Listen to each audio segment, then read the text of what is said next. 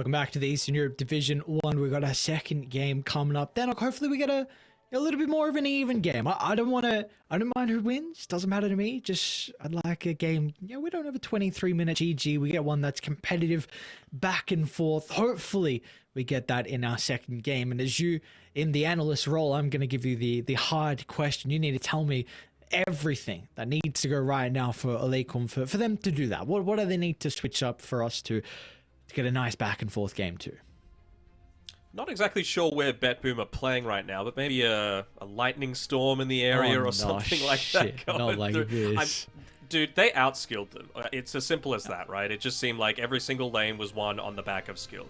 I thought Aleikum's draft was fine. You know, I could see the way that it would work. They just needed to be on the front foot, and BetBoom never gave them the chance to be able to do it. You know, they just beat them. You know, we talk about these things like the Blood Grenade, like the Fairy Fire, like the Lotuses.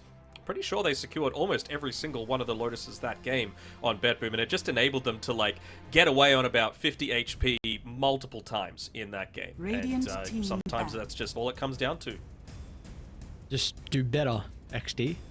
Just do better, exactly. Or pray for a lightning storm. I mean, we had an earthquake here a few days ago, and I'm assuming... Wait, you said you didn't feel it. That's because your house is on, like, some sort of solid rock or something like that. I don't know. But it was right near where you lived. But, 5 yeah, seconds remaining. Something's got to happen. A miracle. Dire team back. I told everyone I was casting when it went on. But we weren't casting, No. right? No. Maybe you were just lying to your friends. Because you didn't want to talk to them, or you didn't want to go out that night. Maybe that was it. Why did you I had a say birthday that you didn't want to go out to that night or something because you had to rest up. You're just a sneaky No. person. I even told it to Mum. I'm like, they woke up and asked me if I felt it. I'm like, no, I didn't. I didn't feel it. I was casting, had my own 10 shit going on, seconds had my own remaining. noise in the room. Didn't have to worry about no Dire team. earthquake. I'm like, oh yeah, that made sense. You're making your own noise, but what? That's I don't know. Damn, these days are flown together. It's even gonna get worse now. I'm losing my life playing Diablo, which is not a bad thing. Just perfectly okay. Perfectly okay. Wake up, 10 Jim, seconds Diablo, remaining. come home. We've got cast, no casting, Diablo, 12 5 hours a day. seconds remaining. What a Life. degen. I could Life. never know that life. All right, we got to draft. Okay. What are we thinking here? I mean, this time around it's Aleikum. They have Dire second pick, team so pick. they do that. They do, right? Yes. Yes. Okay. They chose it this time around. They're going for something a little bit different. Going for the Clinks. Okay, so I'm not sure if this is the best strategy overall against a team like BetBoom. Radiant That team if they pick. win their lanes, which they're probably going to, can just, like, group up and run at you. Because Clinks does not thrive in those sorts of situations. Clinks wants you to be isolated from the rest of the team, and so that with, like, a Solar Crest and maybe into an Orchid after that if you're having a really good game, you find a quick pick-off and you don't allow a team to be able to group up because they're just getting picked off before they're able to. So something like 5 that feels a little bit seconds awkward. remaining. Bloodseeker, it's okay. I guess they're going for like that 35-ish minute timing for themselves instead, which, you know, couldn't hurt. And I think if you just draft strong lanes, you kind Radiant team of back. prevent this thing from happening that happened last time around. But if you go too much on the lanes, then something like a Medusa is going to come through. I mean, who knows? This might be them flexing it onto a save or something. I don't know. It could happen. You never Dire know. team back. I appreciate the attempt, but nah, come on, like it's your carry matchup, right? Like Medusa doesn't give a damn about Rupture. You're very, very happy playing this matchup in regards to the carries, and you got an 8th pick Medusa as well, so you're going to be able to ban out some heroes to protect. It is interesting they banned out the Viper. 10 I mean, I know that is one of seconds Shograt's comfort heroes, but haven't really seen Viper 5 picked a seconds whole lot remaining. to address the Medusa. I think they're just like, all right, you want to win your lanes? We'll get rid of the lane winners, and Viper is one of them. So could just be that sort of strategy. We've seen Bloodseekers go into that Aghanim Scepter a lot more recently. Not the greatest, at least when you turn on the active against the Medusa, because it's based off of the HP that someone's got, and of course Dusa, most of it is just in your intelligence, so in your mana pool, excuse me, instead. Her survivability. Still, of course, the shield component for yourself is still impactful, but yeah, the active, not so much. Radiant team back. I mean, why do you feel like back. BetBoom went for the Enchantress though? To Radiant go back for team the back. first pick to speak about that a little bit more. Like, because we've Dire seen a team lot of back. other heroes prioritized as first pick instead of something like an Enchantress recently. Well, what do we feel like is there anything in particular you can make of this? Not certain, to be honest. I mean, it's something that both Save and Toronto Tokyo play very well, so it even gives them a bit of flex. 10 seconds Had we seen remaining. Pure play it as well? There's one person that had been playing Yes. a lot of Enchantress as well, so 5 maybe seconds that's it remaining. too, right? They just wanted this ultimate flex coming through, and this is the one team that has the capability to be able to do it. I'm sure they might be feeling a little puzzled that they didn't ban out the Pangolier against the Medusa, right? Because it is something that even, again, against an Enchantress, the Impetus isn't going to do as much. Against the Medusa, you're going to have the Diffuser Blade, very, very effective against it. So maybe that's what they're Dire tossing up a team little bit pick. here. Like, Radiant the team Lich pick. gets removed, but Disruptor. I feel like you gotta go something like the Ember Spirit ban if you're wanting to pick up the Pango. Maybe they don't even want to pick up Pango. Maybe it's going to be, I don't know, Wind Ranger or something that they get coming through, which I would personally hate. But, you know, Radiant it is what it team is, and pick. they have to Dark get rid of this Disruptor potential. But here we go. This is what we wanted to see. A little bit of clowny stuff coming through. So maybe this Medusa isn't being played in the position 1 role because Pudge CM, pretty strong lane together. Okay, that is Could true. just be a pure Pudge as well. I mean, he was one of the people Well, back on Entity where he was 10 dominating. seconds remaining. I think it's a Save Pudge, no? Save is, seconds I think, was solo winning games at the major on his Pudge. And one of my favorite lanes, I mean, you just mentioned Pudge Crystal Maiden. I really like the Pudge Enchantress as well when that was getting played in safe lane. I think that's incredibly strong. And I think there's a possibility that there's a lot of flex now, that it could be Enchantress 3, like we were saying, give an easy setup for the hooks, or it could be the pure Pudge like you're saying. But I'd like it to be Save playing it though, so just so it's solely on the hooks. We get no like Scepter shenanigans, and just play for hooks. So what, you're saying it's a 3 Enchantress, a 4 Pudge, and a 5 CM with a Medusa, so that you have the Arcane Aura, so Medusa gets a little bit healthier in lane, maybe? And you play off that as opposed to, like, a kill threat strat? I mean, even with an Enchantress, right? If you go, like, 1-1-4 sort of build on the Ench, then... on the CM, then that means that the Ench is a lot more free to throw out Impetuses from afar, too. So... What do you pick now for Radiant Aleikum? You got team no back. idea what's going on with the draft on BetBoom. Dire team back. I'm not crazy about it. I was watching a Jenkins video the other day, and this is one of the heroes that he put for the off lane in dog shit tier, to use the same term as him. There were 3. I forget what the other 2 were. This was just the one that stood out to me. And, I 10 mean, again, seconds remaining. it's strong-ish in the lane, but... Radiant How team does it actually back. work with the? I haven't tested the interaction between Insatiable Hunger and the Medusa, since a lot of it is mana as opposed to damage that you're doing. Where the lifesteal, is it actually going to work or not? Don't know. I mean, maybe it's, who knows? Maybe it's a position 1 Broodmother, but against the Enchantress that feels pretty horrible. Maybe they just think that they're 10 not going to be able to seconds deal with remaining. any sort of like split push style to open up the map. I don't know. I think 5 we're thinking a bit too seconds much remaining. about a Broodmother pick when Broodmother's kind of bad this patch. I wonder if this hero gets a couple more buffs, if it's going to come into the meta as a right clicker, because it's universal. You know, pretty much a vast majority of universal heroes right now are kind of core build and doing a lot of right click damage.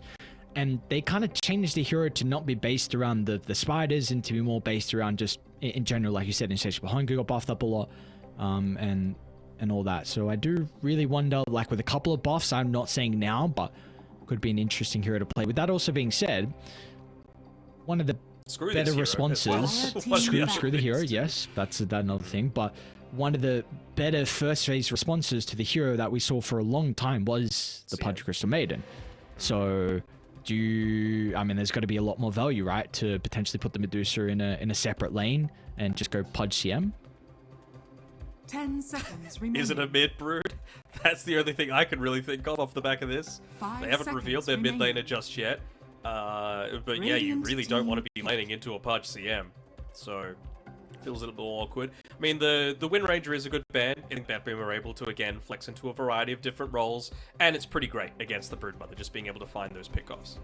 Also, really not worried about Clink's going for ganks onto you. But, I mean, Ember feels totally fine too, right? Also protects against... That was a snap pick Huskar. So it is. They're just like, alright, we're going to try and stomp these lanes, and if it doesn't work, well, tough. So it's still going to be Nightfall, but I wonder if they switch up the lanes a little bit, right? Like, they don't run the Medusa into this Broodmother Clinks if they make it a Pudge CM lane instead. Oh, it's going to be save on the Pudge, though. So probably not. Maybe just that first blood.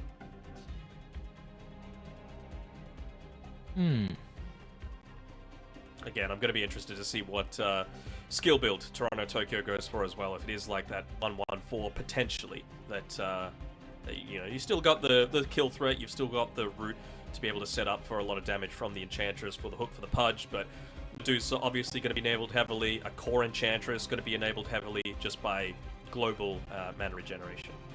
Even Ember Spirit, to be honest. Can Huskar solo win this game? It's a pretty good Huskar game. I'm going to say no. Okay. I don't think so. I mean, I saw Quinn play against Huskar, and I mean, Quinn broke even in the lane, which was... With Ember? Yes. Not really something that you do. So, I think... Huskar is one of those heroes that you need to be very, like, skirmishy around it, and I feel like a Broodmother and a Disruptor aren't really the ones to be able to play with you to its fullest effectiveness. So you crush the lane, but then what? Who knows? I think BetBoom are going to take it. Of course, we got to hear from EGB first, though, before we get into the game. Bets on esports, bets on streamers, impressive bonus system. Welcome bonus up to $600, cashback, artifacts, regular promotions, daily giveaways. Try yourself as a bookmaker. Great lines. EGB.com, more than just a bookmaker. Or instead of a game winner on who's going to take it, what about a game length? Does it go I was going to ask longer? you that. I was going to ask you that. There you go. 23 minutes, 10 seconds was game number 1, and I'm sure that is just the mentality of Aleikum. No one beats us twice in a row before 25 minutes. Never say never. Never say never. Once again, the ETB odds very much favouring BetBoom heading Man's into got the this rig game out, by the one. way, as well on Aleikum. Yeah, Bection. Want to flex those muscles. Uh-oh. Well, Well, speaking of Bection, 30 seconds to battle. they're flexing now, giving over first blood like that. Team's going to whip you into shape. what do you reckon he benches? Look pretty solid. I really only saw his like neck up. I can't. That's not enough for me Traps to of tell. the gods, though, you know? Did he have big traps? Yeah, I thought so. Maybe The that's just because battle mine are begins. non-existent. Oh, another hook. Oh. Oh, another hook lands. Save Dota. Oh, and he's gonna run into Tokyo. Oh no! Hide, friend. Never mind, no hiding. They're the spider killers, and Save's actually gonna continue to stick around bottom lane, not even looking to TP up top. Pure? What's going on mid? I don't know what's going on mid, but it is that situation where Nightfall's coming down bottom, but again, it's the CM Pudge being played along with him. And, well, this would be an absolute disaster if Shogun dies immediately again. The big plus side, of course, of getting the kill is you get a kill, but it also means that... we will see the Pudge here. It's Hello, Beckman. friend. He's got a TP, though, you know? He'll die, but he'll be able to come back and maybe die again. Nightfall is out of... Sorry, Save's out of mana. But he just got... Clarity delivered. Alright, they're seeing What the did he TP eat? as well, up from... Oh no, he's got Thunderstrike level 1. I was thinking maybe Mary, with that lane ward, would be able to get a glimpse back onto the bottom lane, but I'm sure that Shuragar was saying, no, don't send him back! Let him play away from me.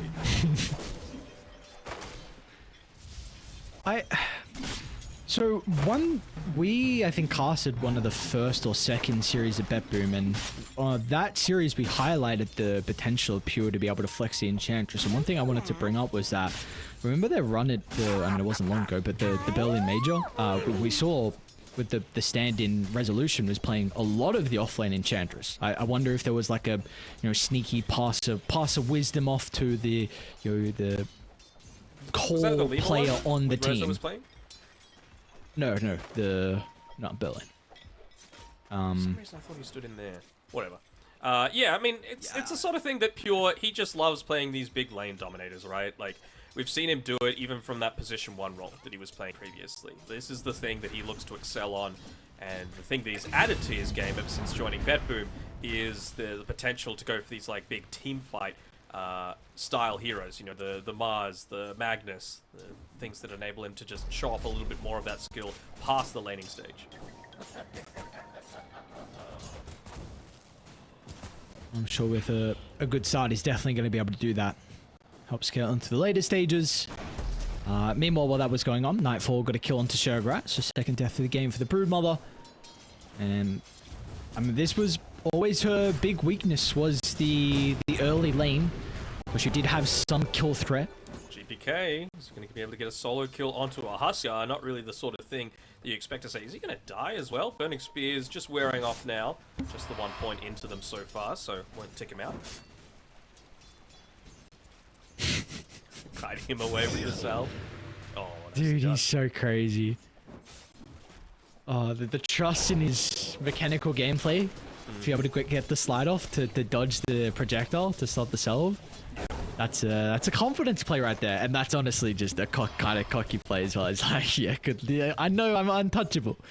So even kites him kind of further to the right side, and he's going to get the bounty. Even probably one of the best neutral camps for GPK to farm as well. The self-orb's very easy for him, so this is to be expected, right? I mean, this is really the big thing, and looks like they were very ready for the Embers, actually top lane, Save and Palantimos. Well, it's going to be the first kill picked up, though, for EECUM, so they're able to get some revenge. Save has been a big nuisance so far through the start of the game. Doesn't matter what lane he's been in so far, so it's going to be nice to bring him down. Does that mean, though, that now he actually TP's down bottom, looks to get a kill, and he's going to go back top? I was thinking, just with that twin gate, might look to him self-present. He's going to get a hook, though, onto Palantimos, but he's pretty speedy. There's a lot of brawling going on in the lanes. Turtle Balls is the mid lane, where you get a solo kill on the Huskar as an Ember Excuse me? Spirit. And, yeah, this is what I'm talking about. Like, if you are skilled enough, and you go very heavily into that Flame Guard, you're still able to withstand a lot. And I mean, one of the changes, of course, is the Flame Guard now only soaking up like a percentage, the 70% of it, so it lasts longer. You do more damage to Huskar in these early stages when he only has the 1 point in the Berserker's blood. I love that as well for him. I mean, GPK is not a shy person. He's gonna, he's gonna all chat. He's gonna tip, but just the fact that he gets 24th pick Huskar, he solo kills him and then gives a tip straight away. I kind of like that. It's just a little something to it. Radiant are That's so frustrating in games when you get heavily counterpicked, and with a hero like that, top lane Mary, once again, Save proving to be a gigantic issue for them. Palantimos gonna lose his movement speed shortly, but he's okay. I mean, that kill is so important, right? Not just because it's a losing lane already, but also just because you're going up against an Ember Spirit, right? So you want to be getting that early kill, or at least bullying him out of the lane, so that you get your level 6 before the Ember Spirit does. And the fact that he hasn't been able to do that, he will still get the Wisdom Rune, making him feel a little bit more annoyed. But GPK having level 6 means that Huskar can't go for that life break into a certain kill anymore. Yeah, and maybe it makes it easy for him to play off the lane and actually start the drag, which we have seen some members use as a tool to play this. With the Observer Ward going down as well, it gave him the extra XP that he needed. That rotation from Save. Multi-purpose, even looking to yoink away one of the bounty runes as well. Honestly, it's even at the state where you might look to, maybe not build up stacks, because Bloodseeker's very capable of taking them, but just see Save being a menace, like you said, no matter what lane he goes to. No way, Pure. Stands to get the Lotus, and our Save is here. They're going to be forced to glimpse away the punch, but now they might just go for Mary instead. You can dive, do whatever you can, but if you don't run a straight line on the escape, it means that Save will eventually be able to catch up to you. They will still go back in for pure inspection. It's going to be out Palantimos, and our save also will go down. So very nice rotation. It does come at a cost, though. It means that Shograd's going to get 0 farm bottom, but of course you're happy with that. The double kill, that's going to be given over to a carry who is having a pretty decent lane. 2-0-1, 26 last hits as well here for the Bloodseeker. I mean, one of the other things that it does show, though, is that Kling's showing up there. The only way he's doing that is through a TP, and that means that he's not going to be able to contest this Wisdom Rune. So I wonder if Shograd is going to go to try and protect it. Looks like that will be the case, but in Toronto Tokyo, he's just going to try and outclick him, basically, here. He's got the TP to be able to get away. He's got the quicker fingers. Oh, no, that doesn't feel good at all. You've left the lane. You're probably going to lose a couple of creeps underneath the tower. Maybe not. Maybe just the one. But, I mean, you're already having a rough time sitting behind Experience compared to... not behind the Clinks, but still close enough to it. He's behind Save in terms of net. Ooh. Speaking of Save. Nice hook. Mary? Hi, Mary. You dead. Better luck next time. Very dead. Treads now as well for Pure, if he wanted to. Coming out What to is... What's the build as well that we're expecting for an offlane Enchantress? like a Witchblade wouldn't be horrible for him. Dude, there's a 2,800 net worth lead on the Deucer against the Brood. Sorry, that really took me by surprise. Yeah, like I said, Save was ahead of him until that wave that he was farming underneath the tower. Like, that's how rough this has been for the Broodmother. And this is why you don't pick a Broodmother into a Pudge CM either. So, you know, it's the sort of thing that they kind of did it to themselves, but again, they were just really wanting to drag this game out past that 23-minute and 10 seconds mark.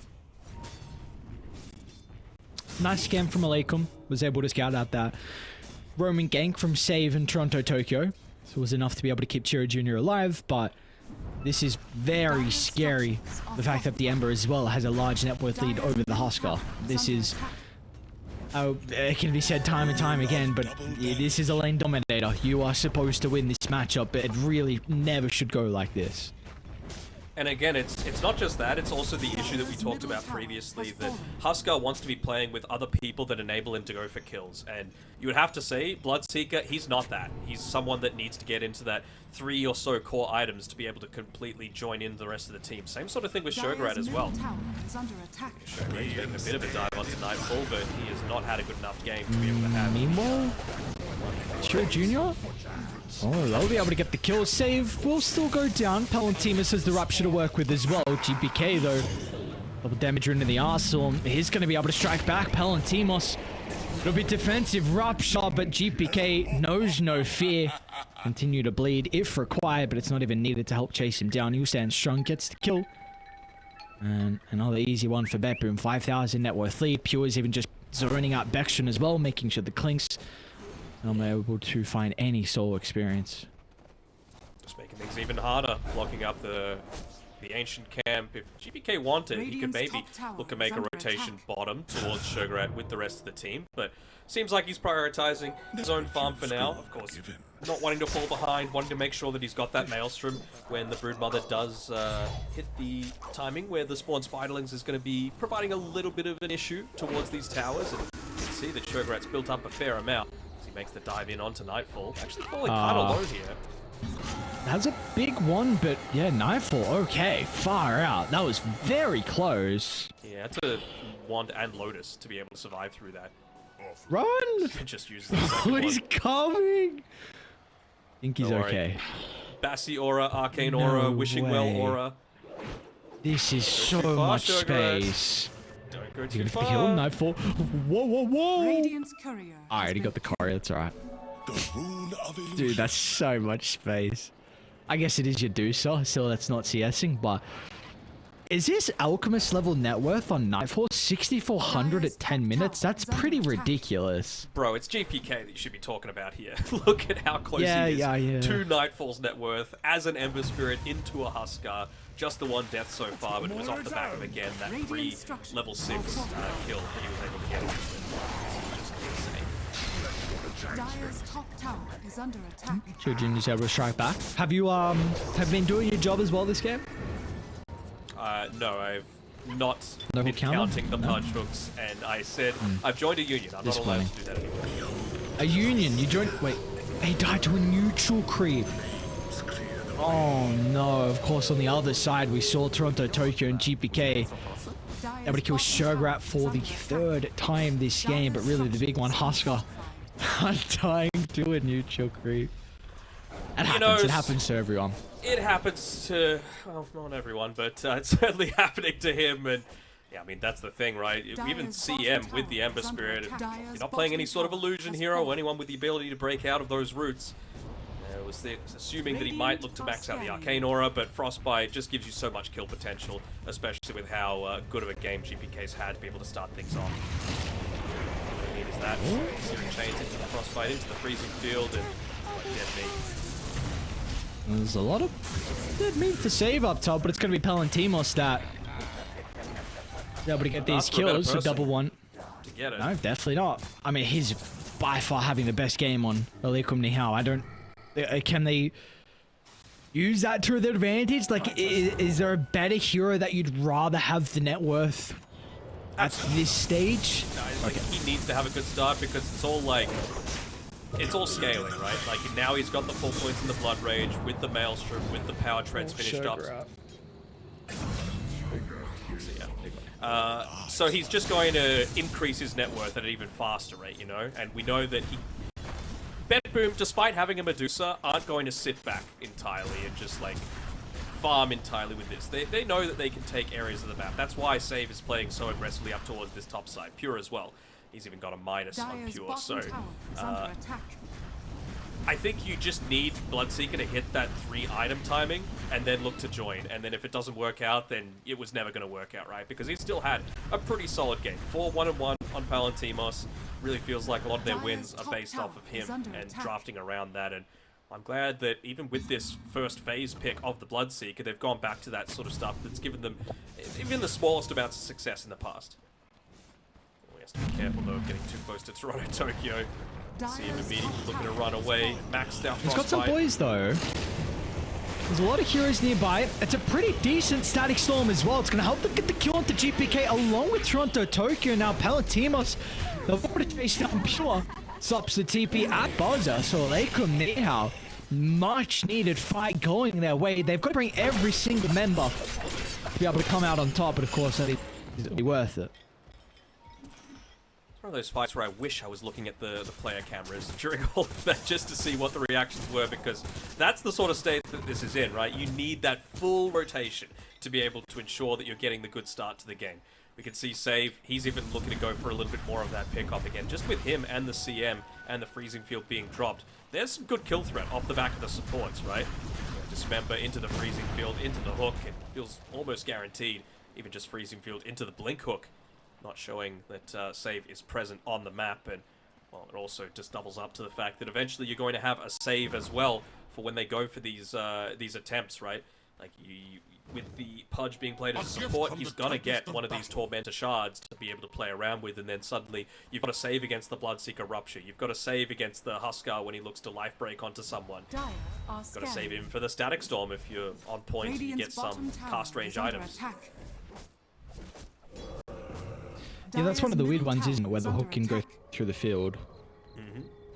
Even just the defensive dismember if you get the shard too.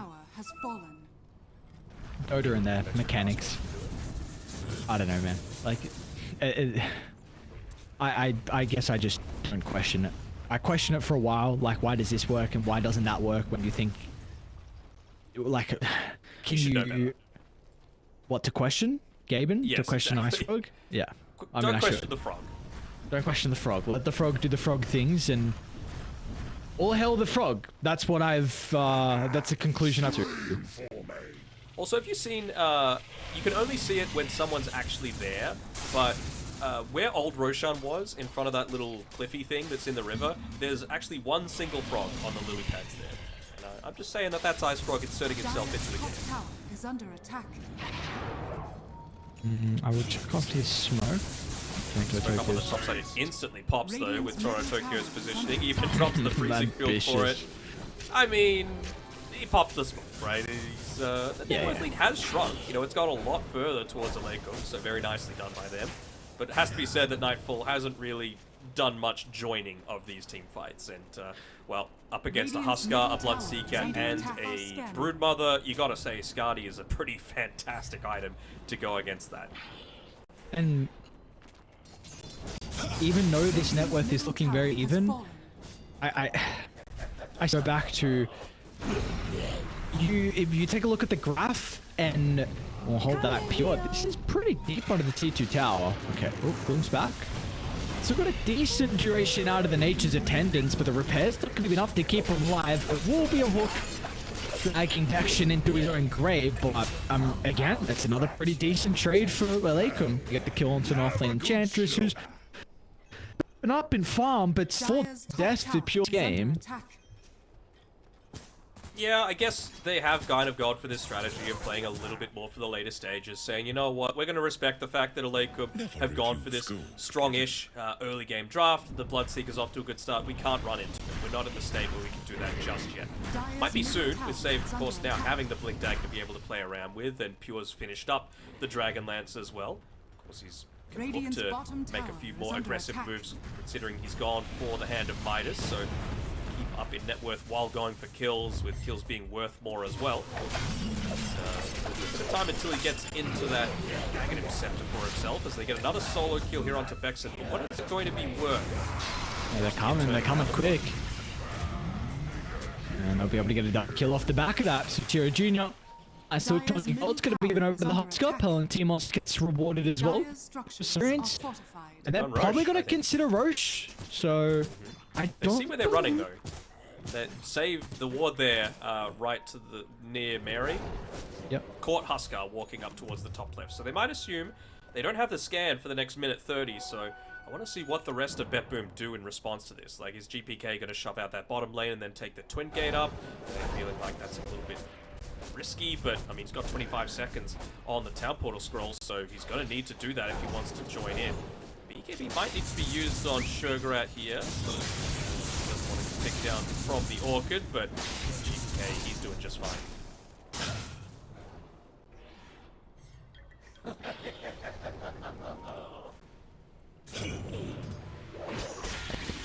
Jackson can do annoying things. Hang on. What? What's GPK up to? He's just jumping lanes, right? Making more space for the old Deucer. True. Right. First time I'm not in a smoke, and this is going to be off the body now. They're just going to bypass Chiri Jr. in the night. I think the Huskar's okay. Going for Pure. And they should be able to get it. GPK is going to be able to prove to be a bit of a nuisance here though, and Pure's survivable. Palantimos going to have to get involved, jump in, dismembering Phil. A beautiful way to set up for plenty of the AoE BetBoom. Easily Terra members on Dire. I mean, yes, you got Terra Jr. along with Sugarat farming across the map, but finally, there was been some signs of life from Aleikum, but that fight's going to be able to slow them down. Sugarat, though, to be able to get some revenge on Toronto, Tokyo. I mean, the big one for me was the death on the Bloodseeker, right? That was a 6-kill streak that Save ended up taking away, and I mean, yes, it's onto Pure, and, you know, you're going up against Untouchable, but who else could you have realistically gone on, right? GPK has the BKB, so he would have gotten out of that, and Deuce is just so freaking fat that she would not have died during all of that. With the Skadi picked up, would have been able to switch the Vambrace over to the Strength, so that you're not taking quite as much magic damage, and yeah, would have been totally fine for Nightfall to be able to withstand all of that. Radiant are scanning. Is this Roche time now? Dire are scanning. Well, seems like BetBoom might be thinking that that's what the plan is for Aleikum. They need to be able to set up around this bottom side, even it's the Dire that popped the scan for it. Not that they have the greatest Roshing lineup. No Solar Crest. They got the medallion at least. On Toronto, Tokyo, they might be considering attempting it. I'm not sure if they're going to have the damage to be able to do this if Aleikum are looking to respond to it, but they're going to be going into this fight fairly weak off the back of taking that Tormentor previously. It's offer a pretty huge benefit, right? Disruption charge. Let's see what the contest's going to look like here for Aleikum. it out. That's where the Spiderlings are able to come into play. So we'll get confirmation of what's going on. BetBoom just gonna stick here. Junior's still gonna now move on, jump over to Pure. Is this really the target you want to go on? The BKB's gonna be expended early. Instantly we see Nightfall as well. Defensive Stone Gates to help them reposition. Now, kind of stuck in this pit though. Not available for him. Static Storm laid down to help them secure the pit. Ages from Nightfall and instantly the turnaround. BetBoom just shred them apart. There was no hope at all. Once the BKB got nothing out for the Husker, it was just all was able to free the side. Toronto, Tokyo, some well-deserved tips, freezing field. Second most damage for BetBoom in that fight. It was enormous. Just perfect positioning. They know that, you know, the pit's so small these days that you want that Static Storm in there because there's just nowhere to run to be able to escape it. But that just means that he sets himself up perfectly, lands the perfect freezing field. It was just level 1 at the time, level 2 now, off the back of that successful team fight. But you could not ask for a better positioning coming through from Toronto, Tokyo there. Even just his position prior, making sure that he wasn't going to be picked off by the Husker in the lead up to that fight because I don't think he actually had the buyback at the time prior to that happening. So even though it was being taken on the Radiant side of the map and you've got that outpost advantage to be able to buy back and TP at a critical time, doesn't end up working out for him. Oh, finish your food, friends. Oh no. Shadow Amulet plays. Yeah, very cute Shadow Amulet plays. I mean, one still going down for Nightfall. I think that was the ages for them to siege high ground. So, I mean, maybe with the successful team fight, you might be able to, but really, you probably could have just forced up a high ground, even without Butterfly, if you had that second life. So, you know, maybe this game gets stalled out a little bit. I mean, Bamboozle. So, if he could freely right-click, I really want which is going to be able to do into the Medusa. Yeah, and I've seen... Ooh, gotta be careful about where exactly you're moving here. Got the Spiderling spreading out, and GPK, he rejoins after just refilling the bottle. He's going to be able to find his way to pick up onto the Husker. They want to try and pop his BKB. Do so with ease. Hero Jr. jumps the response once again. It's going to be there with the Stone Gaze. Meanwhile, GPK just turns it in with Mother, easily dispatching him. And now they'll go for the left. Freeze all on Palantir. A lot of damage into Nightfall. Starting to tear apart the Mena, but it's not going to be enough. BetBoom set up the formation perfectly and will be there to protect their Medusa. And so it's a fight. Live tail. They will, and they get the Butterfly off the back of it as well. So not even needing Aegis when 5 heroes are dead. That's like 5 Aegises, you know? All those extra lives that you've got relative to the other team. And what did you just say?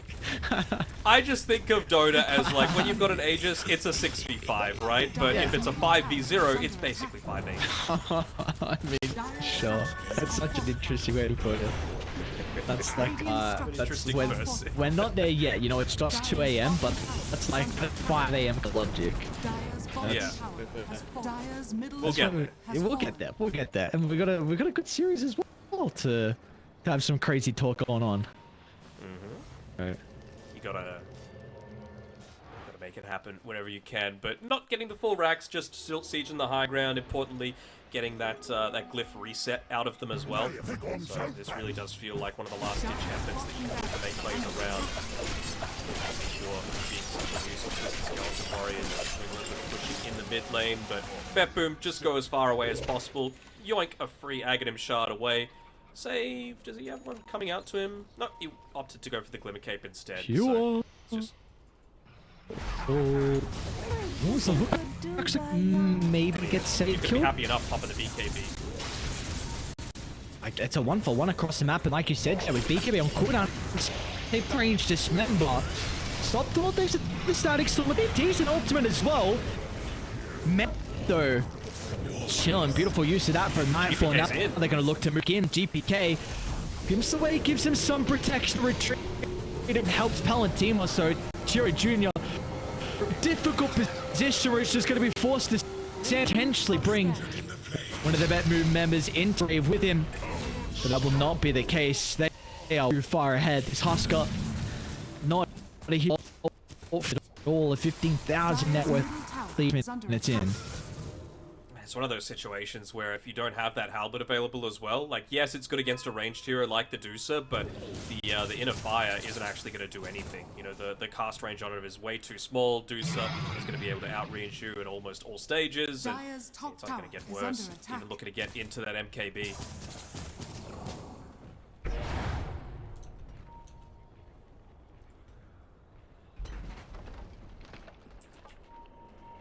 Anything you can you bring to our attention, like some silver linings now. No. Dire's top tower is All under remnant shoes. It's a silver Okay, lining, sure. right? Yeah, the clicks is going to nullifier. Not horrible, just to be able to like. No, I can't see these silver linings. I want to see him get his fourth point in the strafe, just because, like you said, diffusal blade plus the solar crest plus the maxed out strafe, really impactful, and being able to burst through a lot of that damage. But you got to say that Toronto Tokyo has been pretty good at just making sure to focus Bexon in a lot of these fights when he's not able to get these huge freezing fields off. Just even a Crystal Nova on its own, good amount of attack speed reduction that it provides, almost negating a big portion of that that strafe coming through from the Clinks.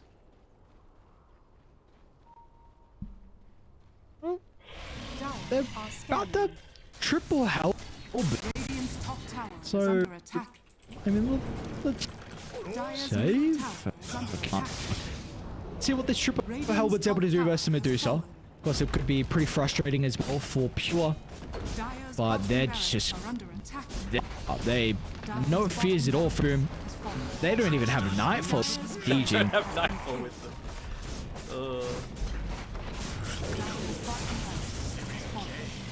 And they're just being in this position as well protects the Wisdom Rune, so they can look to claim that one if they want to. No way. Toronto Tokyo is going to be able to get a kill onto Bexon here after taking the Wisdom Rune as well. Very nicely done by the CM. I mean, it's what Clinks does, right? We were mentioning before, like, one of the weaknesses of the Clinks is if you could just ball up and play together as a team. And, well, Toronto Tokyo doesn't even need that. You know, if you're not going to go on Orchid on this Clinks, then you're not going to have a great time. He actually bought the Chrysalis, but then sold it. So he's going to have all of that gold as unreliable now. 这是可以啊。 You see what the tip was for? I didn't see it. Common Dire's middle thing. barracks are under attack. Come on. Blind hook, let's go. Save, line it up. Oh. There we go. Hey. Tasty hook, Palantimo. Gonna try and charge on forward. All or nothing to the Deucer. They go. The mana starting to get drained. Deuce is in some trouble. No way. Pure's He's- broken, though. What he is, man. Barracks are under Oh, God. He knows even if he goes, he's just way too freaking close. And they can force EEU to tap out of that game. Also, unfortunately for them, they will go with win. They're going to drop 0. And, I mean, they were already guaranteed relegation. It's unfortunate to have not go out with a bang for them, but for BetBoom now to 5-1 second place. Not guaranteed in terms of being able to go to the major because of their previous win. Virtus Pro still have that small chance to be able to join them, but yeah, it just gets them that one step closer. And BetBoom, their last game is going up against Amiga, potentially forcing a 3-way tiebreaker at the bottom.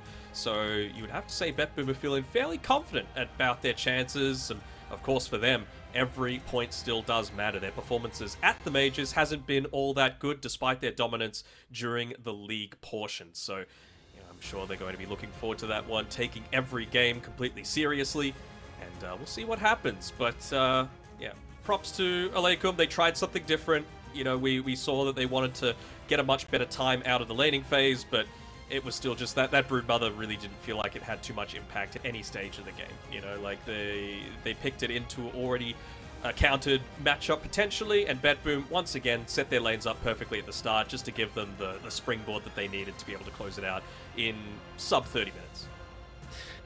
For EEU, this is not going to be the end potentially to TI. Those regional qualifiers. Difficult road though. We've been seeing a lot that Eastern Europe is there with one of the top regions in Western Europe, but they're coming in at a very close to potentially take that in a year, maybe a couple years as well. We'll see what Aleikum are able to do in those regions. That's going to be a long time away, so still not a lot of action for them. They're going to be done for the summer. So we are not done for tonight. Really, the series of the night, I'd say. We got 9 Pandas taking on Team Spirit. A really blockbuster series, and which could really determine how that final couple of slots are going to go. Like, you're for Pro, you're kind of hoping that 9 Pandas lose this series and Spirit goes 7-0, because it'll make it a little bit more them to potentially playing for tiebreakers, or even just to take that slot as a whole. Then it would be completely in their hands, right? If Virtus Pro are able to beat 9 Pandas, then they would leapfrog them. They would be 5-2. 9 Pandas would be 4-3. And that's something that Virtus Pro as well. I mean, they need DPC points too. They need a chance to be able to expose themselves on the global stage. Probably could have worded that better. But, you know, for 9 Pandas as well, you know, they had one good major result and, you know, a reasonable-ish one over in Lima. So I'm sure they're wanting to back that one up with the full roster and see if they can look to close that one out. But it's going to be a while until that one, just because of how quick this series was. About an hour or so until we get into that. But it gives plenty of time for people, no matter where you are. Over here, it's 2 a.m. If you're over in Singapore, it's midnight. Get a coffee. But if you're just waking up, get your cornflakes and make sure that you are ready, you're hydrated, and you're ready to watch some top-tier Dota, because I'm hype. I can't wait to see it. I can't wait to see it either. We're going to have a very, very exciting series next up with the boys on Spirit taking on 9 Pandas. You don't want to miss it. We'll see you guys after the break.